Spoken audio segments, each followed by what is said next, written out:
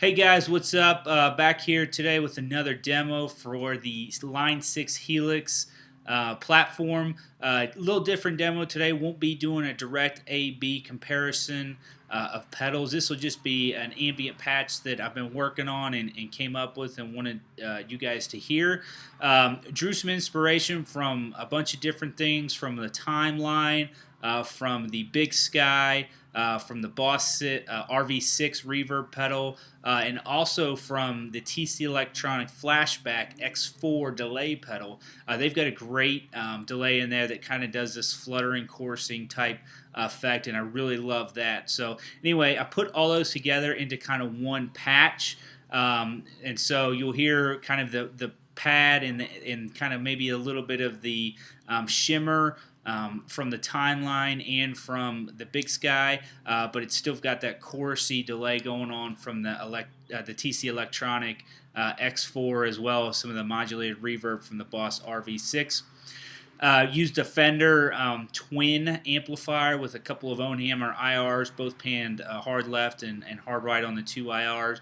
Also used my G&L S500 American Deluxe. It's a Stratocaster type guitar for those of you guys don't know. Definitely check out G&L guitars for those of you guys who haven't. You'll find some pretty interesting stuff about the way they were formed and kind of after Leo left or sold Fender. So anyway, here's the demo. I hope you enjoy. After the demo's over, I'll throw up a picture of the patch and kind of go over that as well, so you guys can hear that. All right, thank you very much.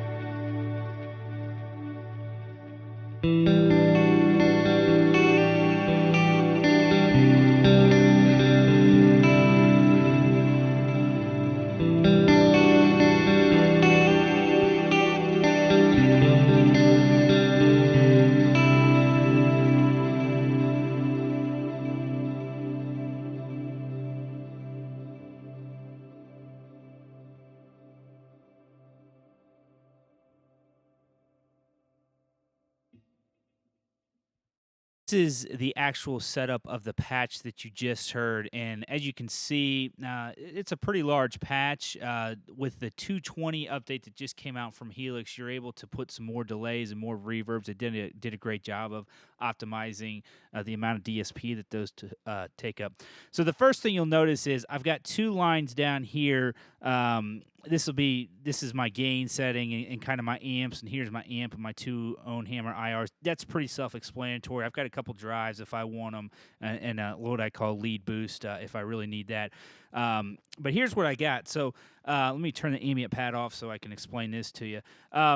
So from this top row, we route to A and B. So A is always passing through, and then B, there's actually a hard gate there that kicks on when I don't want the ambient patch. So right now the ambient patch is on, so that means off. So I'm not doing anything ambient, so that means that gate is on. The reason I did that versus trying to assign all of these effects down here to a single switch is I ran out of switches, and this is much easier to control than trying to control all these at once. So that was my main thing. So as you can see, I've got two lines here, and then they come back, and they're not panned left and right. They come back together. So there's still a stereo signal, but they do come back together versus up here where they come back as left and right.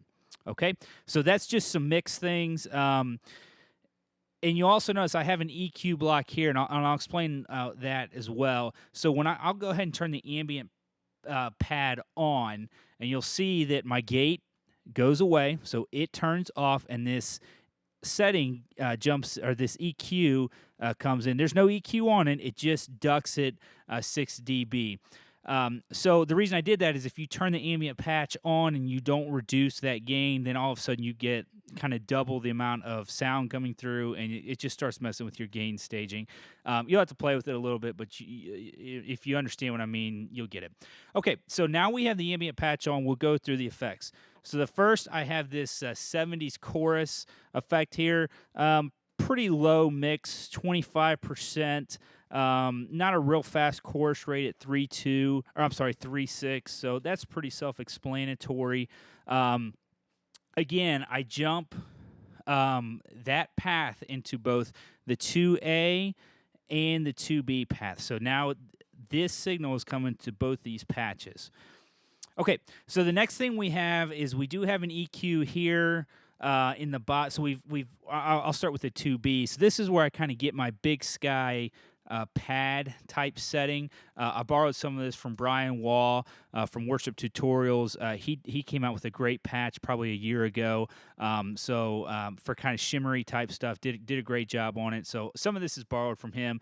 Go buy that patch. I forget what it's called, but Brian, if you're listening, I hope a bunch of people buy this patch. Buy your patch. Buy it too. Don't get it for free. Okay, so I do have an EQ in here. It takes it down 8 dB. I do have a modulated chorus echo. Again, very slow. A pretty good mix rate, 45%. And then you combine that with this Adriatic delay. Again, 50% mix, so it kind of gives you kind of a low rumble. If you'll notice, my high cut back here is pretty low at 900. So it kind of gives you that low rumble ambient drone type sound. I do have a nice long hall reverb in here. Again, 50%, pretty low high cut. And there is an octave verb. I didn't want to make this a shimmer pad because I think shimmer can get kind of out of control, especially if you've got keyboard players and loops going. So, but I did want some of that high-end kind of fluttering happening in the background. So again, pretty low, pretty long decay, pretty low mix level at 25%. And again, this is a pretty all-reduced 8 dB up here at this gain block. Okay, now we'll jump up to path 2A, and this is where the delay and kind of that fluttering type effect happens. So this is your simple EQ. Again, all it's doing is reducing volume by 6 dB when I turn the ambient pad on and off. That's all it's doing. Okay, and then I do have an extra chorus in here. And as well as having an ambient pad switch, I have an FX boost switch. So all that does is kicks in another chorus, 70s chorus. Pretty similar settings to what I had above. Maybe a little quicker chorus rate. But that just gives you more chorus if you really want it.